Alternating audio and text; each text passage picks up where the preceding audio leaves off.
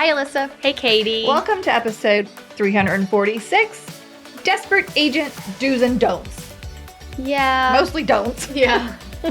Well, I feel like maybe this will be like podcast therapy for me. Okay, tell us about it. Because the whole point of Hustle Humbly is to make realtors better, help their mindset. Yeah. And I've just been hearing so much desperate talk out there. Yeah. And I'm like, no, don't make us look bad Times are because you're tough. desperate. Times are tough. So I thought this would just be a good little mindset booster, Mm-hmm. help you regain some of your pride and dignity back. Oh, I love it. Maybe it would be a good time to go back and re-listen to Be the Boss episode. Or watch Cool Runnings. We just had the Olympics, and so we Yes. watched Cool Runnings, and, Junior is like, pride, power. That's what we're trying to embrace here. Okay? Right. Okay, I love it. I'm just so tired of the consumer thinking that they can just tell their agent what to do. Yeah. And the agent's having no backbone, Mhm. not treating it like a business. I Okay. wanted to give some encouragement here. Okay, well, I like that angle. Yeah. It's hard because you're fighting an uphill battle as an agent because you're fighting against what other agents are doing, right? Yeah. So even if you're doing it right and other people are doing it wrong, the public gets a perception. Yes. Because if there's 10 agents with billboards that say open 24/7 and you're trying not to be open 24/7, you Mhm. have to fight against the messaging. Correct. But we just want you to do it right. Yeah. Enjoy your career. Yeah. Treat it like a career. Be professional. Yeah. And if you don't feel like you're there yet, maybe you're not quite ready to be operating so quickly as a business. Yeah. It's like opening your business before you're ready. That's true. And, I know everybody needs money. I know. Crucial part of business. I know people need money, but if you are not ready and you don't have your systems in place, you could actually be hurting your business before you even get started. Agree. Hey friend, we just wanted to pop over and remind you of all of the freebies that we have on our website at hustlehumblypodcast.com/resources. There are quite a few on there. They work for buyers and sellers, for your business, all different things you might need, and all for free. Mhm. Alyssa, which one is your favorite? My favorite freebie is the due diligence checklist. Oh, that's a good one and so Mhm. impactful for your buyers. It's a great email template. It's a really good one. My favorite is probably the staging checklist. I want my sellers to have those houses looking good. Yes. So head over and see which ones you would like to download or get them all. Enjoy. I took a survey, an Inman survey this morning. Oh. It was about a whole bunch of different things. Mostly, I think the start of it was creating a national MLS and your thoughts. Okay. Okay, that's not really important. The question that made me laugh, cry was, have you considered leaving the industry in the past 12 months? Okay. And then it went on to be like, will you change your broker in the next 12 months? Like, basically, people are feeling a little unstable, Sure. unsure. And I think that if a national survey is asking me if I've considered leaving in the last 12 months, it's because people are considering leaving. You know what I mean? Yeah. It's like, oh, no, should I? Yeah, It's I like, don't know. Maybe should I? I just switched dentists, and Okay. one of the questions on the survey, the new patient, was, do you intend to keep your teeth forever? And I just went, I had not is it actually thought optional? about it. But- And then what happens after you answer that way? I don't know. Do they treat you differently? I don't know. It's so confusing. I Were you was like, like- no, I was going for wooden teeth. Yeah. Like, I think so. Is it a la Benjamin Franklin? Right. Can I get some of those wood teeth? Just, kind of stops you in your tracks and makes you go, should I be thinking about this? And now in my 30s? Yeah. That's hilarious. Okay, so do we want to just start? Do you want to tell us why? Any more backstory? This is good. It's a bunch of. It's just you're hearing a lot of it. I'm hearing a lot of it, Okay. but I think that the general theme I want to display in this episode Mm-hmm. is making decisions or acting from a desperate standpoint. Okay. People do it because they think it's going to get them the business they desperately need. Fair. But they are not, this is a mindset issue. Because by acting and conducting business this way, you are actually hurting your reputation. Right. One person at a time. Yes. Let's do a for instance. Okay. The seller is pressuring you to overprice their listing. Yeah. And you're like, I really need this listing because I am so low. So I'm like, okay, I don't really want to push back too hard. What if they don't hire me? Correct. This is a perfect episode, and one that we, even as seasoned agents, encounter all the time. Yeah. Where a seller thinks their house is worth so much more than what it's actually worth. And I mean, I've definitely fallen victim to being like, well, I really do need the sales, so maybe I just push a little more than I'm comfortable. But you can't, because why? What's then going to happen? You take the overpriced listing. We all know when you're the listing agent of a house that isn't selling, and it doesn't matter how many times you told the seller before you listed it that they needed to price it this way or make the condition this way. It doesn't matter. If they don't listen and you list it and it's not selling, whose fault? It is your fault. As that is in their mind. You are their problem. Yeah, you are the problem. They come home every day and see your sign in the yard and say, she still hasn't sold my house.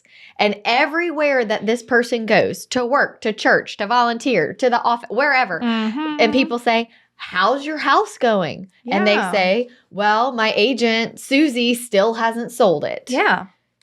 That is not going to get you referral and repeat business. They're going to tell everyone that you're terrible. Yes. And so you're actually damaging your reputation one listing at a time.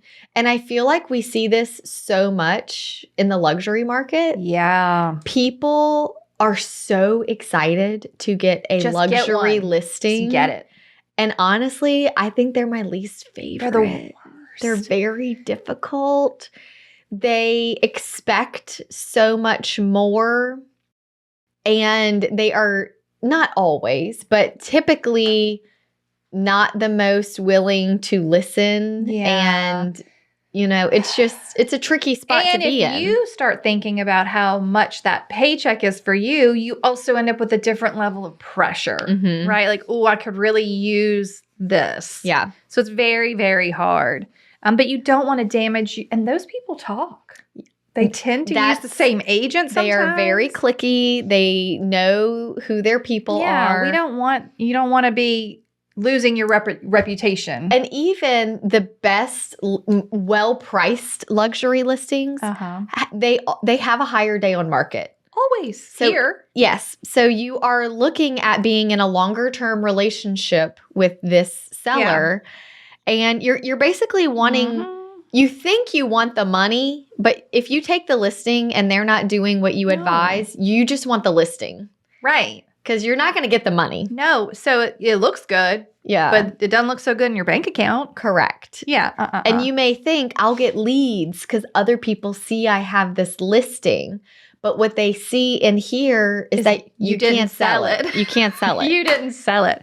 Okay, we're not going to talk a lot more about pricing problems because in 2 weeks, we're going to do a how to price episode. It's going to be so good. It's going to be so good. We haven't done a how to lately. And I think just touching on this is like, how do we do this? How do we actually price? So basically, all of the things that we are going to talk about today, the desperate behavior that agents think is actually serving them well, is actually hurting you. Yeah. Things like I've heard so many agents just be like, I'll take anything. Yeah. You know, I'll take anything. Or I didn't want to tell them to remove the drapes. I just didn't want to upset them. I just really need this deal. What if I lose it? This is the chatter that I'm hearing so much. No. And I can remember one of the first times I ever had to put my foot down to a seller. What happened? I basically said, I just don't think that we would be a good fit to work together. We aren't in agreement on the price and condition. Yeah. And I understand that there are other agents out there that may just put a sign in the yard. Yeah. Happy to take this listing. I'm not that person, and I wish you the best. Okay. It was like they snapped out of this daze, and all of a sudden, we're ready to listen. Okay. They couldn't believe that You would walk. It's so serious. I will walk away from this. I think the public thinks realtors are so desperate. Right. You will do anything because that is how we're Right. portrayed. That the second I wasn't willing to do anything, I was respected. Also, I think the other part of that is probably the seller doesn't understand how serious your recommendations are, that they're just not fluff or a random opinion or just nonsense you're making up. Like, you know the market. And so when you give market advice and you tell them what they have to do, if they won't listen, then you can't sell their home. Correct. And I would also like to pause here for just a minute because have I taken listings that we priced higher than I wanted to? Yes. Yeah. Never so out of the box that you knew it wouldn't, never, ever would sell. Correct. And they were also ones where I had conversations with the seller saying, do you understand that if we haven't had showings, we need to drop the price by $30,000 in 2 weeks? Yeah. And they say, we know, we understand. So it's like it comes with me calling the shots. Like, I understand you need to try this. But if the market rejects us, we need to listen to that. Yeah. This isn't me. Right. This isn't you.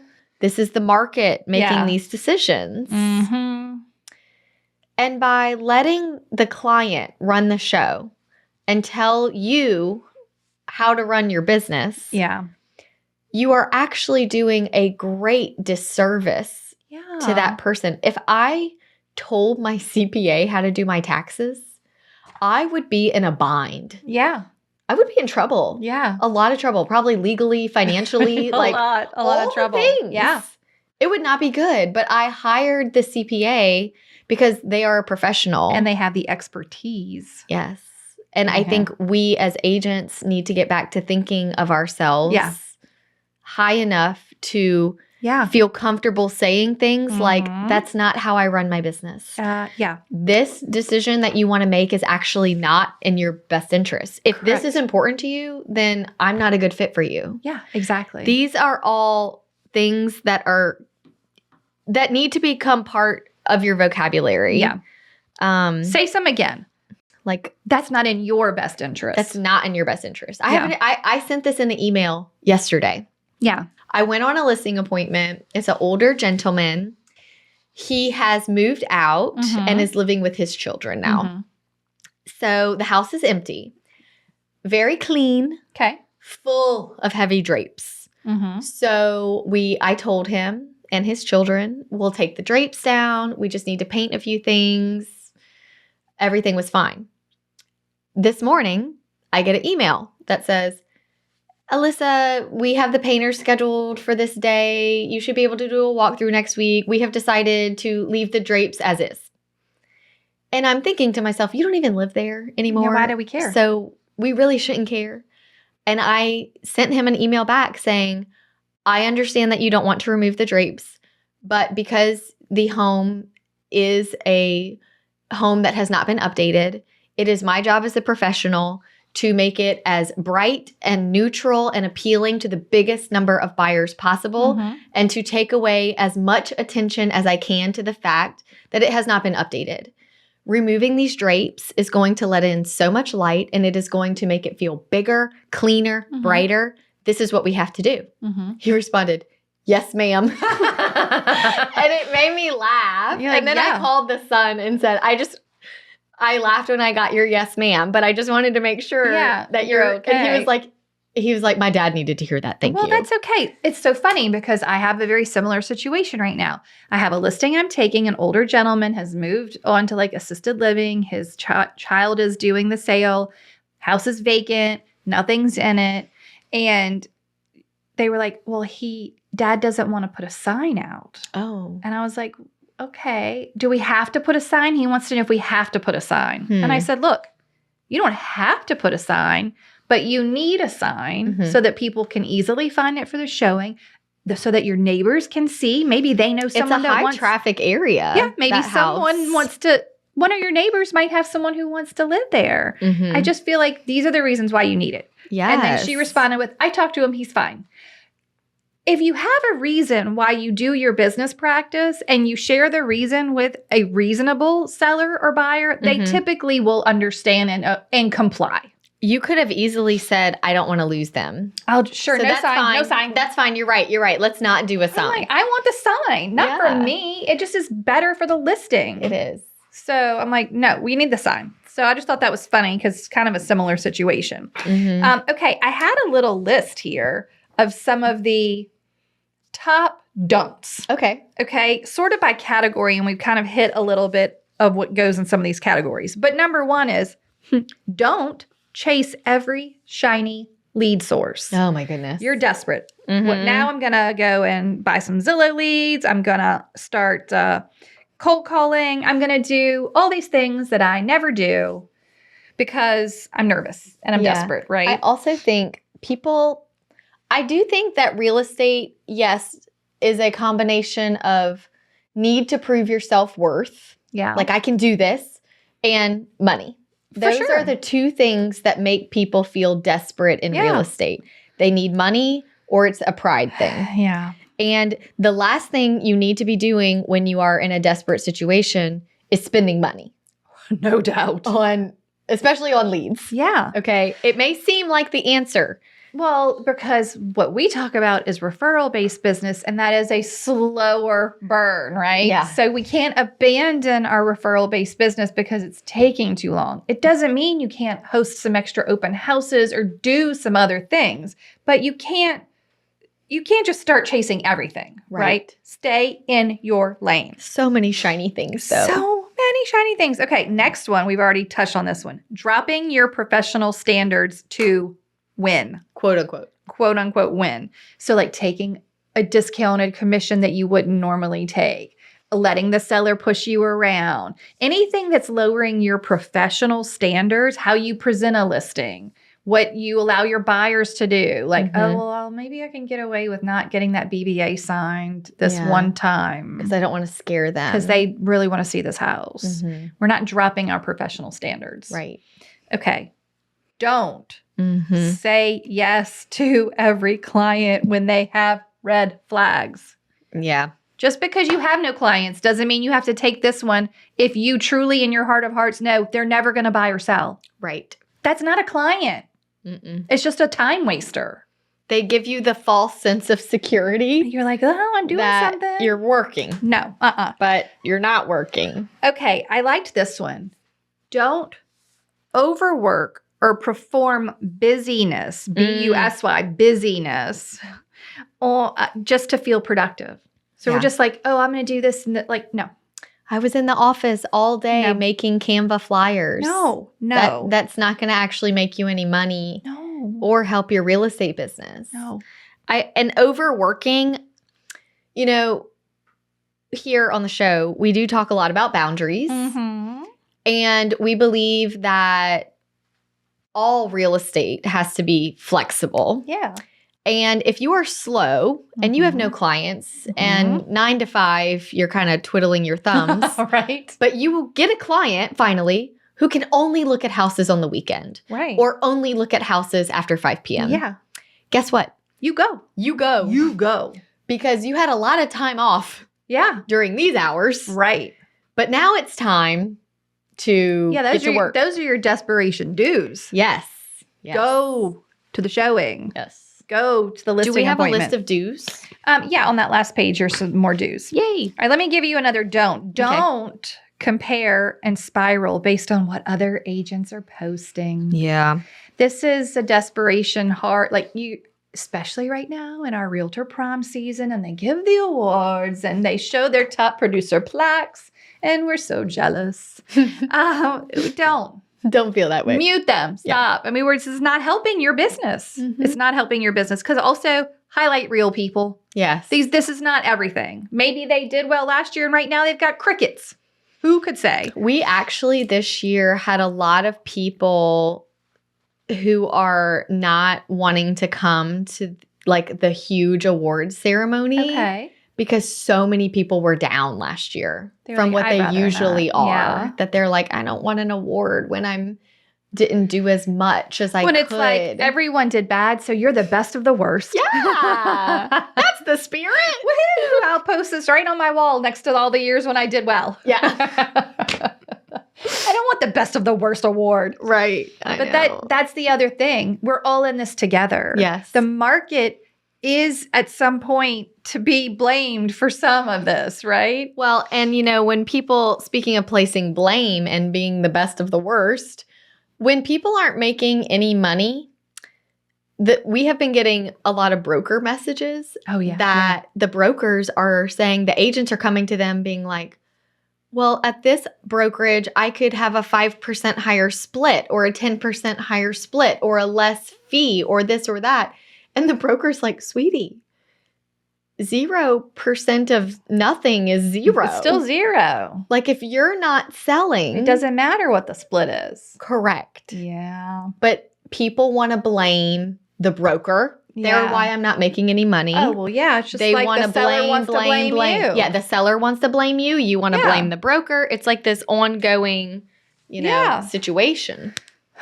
Agree. Okay, next up. Don't slash your marketing or cut your key systems out of fear. Now, obviously, you have to audit some things. We're going to get to that in a second. But you can't just stop everything. Oh, no, I can't do that. I can't do an open house. I don't have money for balloons and cookies and waters and this. You can do an open house. All you really need is a sign and you to be there. I remember because I've never been a balloon cookie You just person. don't do the whole shebang. I never have. I think because I did way too many open houses my first year. I was like, this is ridiculous. And I ate the cookies. So you're like, no. It was like my freshman 15, but open house version. So funny. It was bad. So anyway, no more cookies. Would you like a carrot?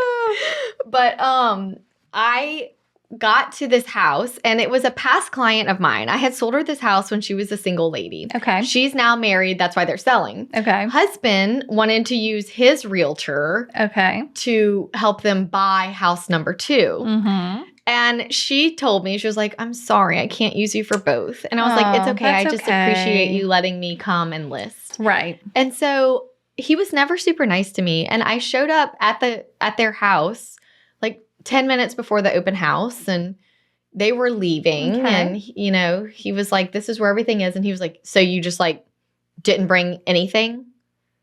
And I was like, I have my sign-in sheet and I have everything I need to document the activity today. And he's like, well, you don't have any balloons. And he made me feel, and I took it personal. I felt like I should have balloons. He's right. I should do this. Where are my balloons? I should do this. I should do that. And I went, it has been advertised in all the places it needs to be advertised. I was newer. It was like 2014. So he's like, where are the balloons? Yeah. And I was really down on myself. And she even kind of went, I'm sorry. Like when they left, I want to be like, yeah, jerk. They had a Ring doorbell. When I tell you, it was the busiest. The real estate gods looked down on me. We will not let that man speak to you like that. Literally, it was to this day, probably the most successful open house I have ever had. What? And they came back at exactly 4:00. People were still there. Still there. There was someone kind of lingering. So they waited. And he walked in and he went, man, we had to silence our phones because the Ring doorbell just kept going on. I said it was nonstop. It was the busiest open house, and we sold later that week. And I just wanted to be like, no balloons necessary. No balloons necessary. I do not need to doubt what I know sells a house. What sells a house is people showing up. Yeah. It doesn't have to be expensive. Yeah. It just needs to be real. I feel like you could have a t-shirt. No balloons necessary. No balloons. I love that. No balloons necessary. But how are you going to sell my house without balloons? I mean, I'm just going to do it, right? What if I told you the secret to efficient client management was free? And simple, and keeps everything in one place. That's exactly what Alissa's updated Trello tutorial delivers. This is the system I use for every single transaction, and it saves me hours. No more digging through emails or juggling a million checklists. In fact, she's even going to teach you how to use it with the Hustle Humbly transaction checklist. Just one beautiful Trello board that keeps your business running smoothly. Grab the tutorial now at hustlehumblypodcast.com/Trello. Because simple systems equal happy agents. Okay, how about don't become transaction focused instead of relationship focused? Like you're so in desperate need of that closing that you're just spinning, you're stressing, you're pushing. No, you know, the inspection wasn't great, but it's going to be okay. You're just trying to convince them, we can do this, we can do this. But at the same time, you're not in that mindset to even be reaching out to your database and, you know, following up with other possible warm, you know, prospects. You're just freaking out. Yeah. Fully freaking out. You need this way more than they do, and it shows. We do not want to do that. Okay, I love this one. Oh, this is a good one. Don't constantly rebrand or change direction out of panic. Oh, well, nothing's working. I have no business. It's time to rebrand. We need a new logo and new colors and new niche and new marketing materials and new. I'm going to do it all. There's an agent that I run into, and every time she's like, tells me this next new thing. The next big thing. Yes. I've got a next big thing. Yes. It's coming down the pipe. It's been years. She actually emailed me, and I got to the point where I responded to her email, and I said, listen, I like you. I'm just going to shoot you straight. Every time I see you, you tell me the next big thing. Yeah. And it makes me sad because I like you. Well, we have to stick with something. And you have a great personality. Yeah. And if you could be consistent with seeing people in real life. Yeah. And meeting people that you know, you are so likable. Yeah. This girl, every time she does an open house, she ends up getting some sort of like email contact with a buyer. Yeah. And I'm like, if you impressive. have that kind of results, that is your answer. Yeah, but they just email and then they fizzle. I'm like, they fizzle because you stop emailing and keeping in touch because you decided that you wanted to start farming this neighborhood where nobody knows you. Yes. And you think if you send enough postcards, they'll call. What do they say? Don't trip over $1 to pick up a dime. All the time. Yeah. So you can't let your focus get distracted, really. I guess it's like a dopamine thing. They're chasing whatever makes them feel like they're working, even if they're not working. Okay. Don't make fear-based financial decisions. Or, more importantly, avoid the numbers altogether. Yeah. I don't even want to do my budget. Desperation cuts the very systems that create stability. Yes. When we're desperate, we just drop it all. Panic. Confidence is my favorite. Confidence audits. It doesn't react. So what is working? What isn't working? What does my budget look like? What did I spend money on? Which things brought in business last year? Do I need to keep up with those things? You can't just pitch it all. But you also can't add a bunch of things. Yeah. You don't have the means when you're desperate. But and we have plenty of episodes on this, but our systems are simple and mostly free. Yeah. Like a spreadsheet for your CRM that costs you no money and all your people are in it. All you have to do is work it. Just work it. Why is this so hard? The last one was don't lose your personal boundaries at home and let stress take over. Yeah. That's when you think, like, even though you may have to show houses on the weekend or after 5, that doesn't mean you need to answer a 10:30 p.m. text message. Right. There are boundaries and there are boundaries. Yes. Like there are boundaries. That'd be nice. Yeah. And then there are boundaries like, no. What? Even if you're my only client. Yeah. Right? What about the seller that wanted to stay private, never public, and was like, I don't want to put it on the market? I'm encountering this a little bit more as all the buzz of all the different options are out there. Yeah. And there's all these apps now that are like, make me sell. And you just say, I want $1 million. And if you'll pay it, you can have my house, even though your house is like $500,000. Yeah, right. And it's sort of bringing out some strange strangers. Strange strangers, I would say. Who want to say, yeah, let's just give it a try. Or like we got an email from that listener that said, I thought that my neighbor was wanting me to list his house because I was so new. I misunderstood what he was saying. Yes. What he was really saying was, I would like to sell my house. Just bring me a buyer. Bring me a buyer. Just bring me a buyer. And it's like sellers don't realize that doesn't always work. Like to have the perfect listing match your perfect buyer Unlikely. is so rare. I know. And it's okay. That would be a time to say, you know, that's not in your best interest at all. If you want to sell it, we need to get this thing out there to the masses, to the public. Or very simply, like you said before, I don't run my business that way. Right. That's just not how I do listings. Yeah. Go find another agent. If you would like me to list it, I'd be happy to help. Yeah. If I have a buyer, I'll keep it in mind, but I don't have anybody that meets that criteria right this moment. No. I have a past client who I sold a few homes to. He was an investor.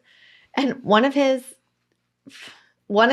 houses right now that I sold him is having a difficult tenant situation. Okay. And the tenant has like gotten an attorney. It's like this whole thing. Yeah. And he was like, could you just email it out to your database and see if anybody just wants to buy it with a tenant in it? With the difficult tenant in it. I said, no, I would never do that to somebody. Right. And he was like, but I just need to get it sold like as quickly as possible. I'll basically like give it away. And I said, with the tenant in place. Right. I said, legally, she might be suing you. So that's not something I can do. I'm sorry. And it upset him because I've done a lot of business with him and he just wanted me to help him get out of a bad situation. But that is not my job. Make this problem go away. I said, once you get it vacant and safe, I can help you. But I cannot help you right now.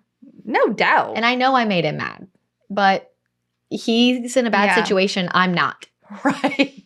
So, but that's so true though. When you're the agent in a bad situation, then you do the things that you don't normally do. Correct. Well, I'm in a bad situation. I just got to get this done. Mm-hmm. Okay. So we already did the things that you should do. Well, on this last one, I have one to add. Please. You were saying when people are in a desperate situation, they do things they wouldn't normally do.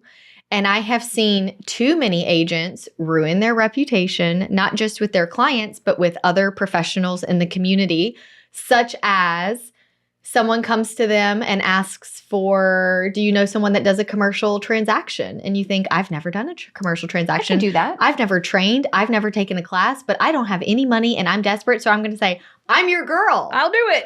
And you start working deals that you're actually not comfortable with. Maybe you don't know land specifically or commercial, or you don't typically go to another market. City. Yeah, a completely another market. You should refer it, but you need the money. And you say yes because you need the money and you're desperate. Yeah. And you didn't know that in a commercial lease, you're supposed to put a stipulation on certain things and you lost your client money and the deal never closed anyway. Yeah. There are just so many things. Like sometimes referring it out shows your confidence. Well, right. It definitely shows your competence. Yes. I can't do that. I can't do that. Would love to, but I can't. Right. Oh, yeah.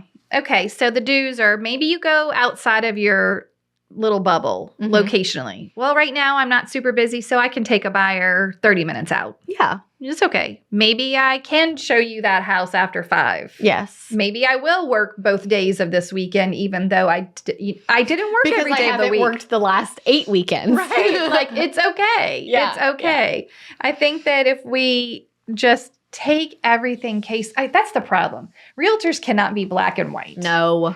This is the market kind of serves you up what's happening, right? And then you just sort of take it and you assess it and you audit it and you say, okay, I might have to do this because I'm not spending a lot of time working during these hours or whatever. Yeah. I mean, it kind of guides you. The only problem is you have to know when to switch it back. And I think that there's so many things you can look at with that. How's your family doing? Are you missing family events? Yeah. How are your friends? Have you seen them? Have you checked on them? Are you still keeping in touch with your relationships and attending the volunteer things that you have signed up for, which is probably what got you business in the first place? Like when you realize, when people start saying, haven't seen you in a while, haven't heard from you, then maybe it is time to be like, okay, I got my business going. You just get back out there. Let's start instructing the clients and I think a little better. Sometimes you just have to do it even though you feel like you want to crawl in a hole and cry and nothing's going my way and I don't have anything and I'm poor and I'm not busy and this isn't going to work. Or maybe I do need to check the box that says, yes, I've thought about leaving in the last 12 months. Yes.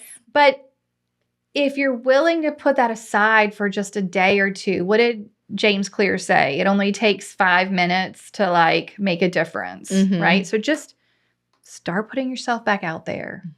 It's okay. Yes, people might ask you if you're busy. You don't have to lie, but you also don't have to be so scared to be like, oh, the market's been tricky or like whatever you want to say. Yeah. But you got to get out there. You got to work. Ask. You can say, I'm taking new clients right now. Yeah, I think what happens is a lot of people get depressed because they're not working and then they don't want to work. Right. And it's a very vicious cycle. And then the reverse is they're so desperate that they are putting themselves in dangerous situations. Yeah, don't do that. And, flexing boundaries that are meant to be safety procedures. And next thing you know, you've ruined your reputation as an agent. You've lost credibility. Your peers don't respect you. Or you've been harmed in some way. Yeah. Oh, no. It's just a reminder to check your mindset. Take inventory of what's going on. What do you actually need? What can you cut? What could you do more of, maybe? Yeah. It's like every situation's different, but the market is always changing. For sure. And if you are operating from a place of desperation from the beginning, especially to our new agents out there, that's how you're going to be operating. Like you're going to have to untrain yourself to treat it like a business. Right. So try to run it like a business from the beginning, even in hard, desperate times, and it will reward you. Yeah. But if you are looking for quick cash, real estate is not typically It's not the place. answer. Yeah. No. It's a long game. For sure. And if you can survive the long game and run it like a business and do what you're supposed to do, you could be one of the wealthiest people. Yeah. It's up to you, though. That's right. How are you going to do this? I know. I feel better. Do you? Okay, I great. hope it reached so many ears. I hope so, too. So many people just needed to hear it today. Well, and to not feel alone, I think it's really hard to break out and get the motivation to do what we know we need to do. Yeah. When we feel alone and like failures. You're not alone. You're not alone. You're not a failure. Do you want to read a toast for us? Sure. Okay.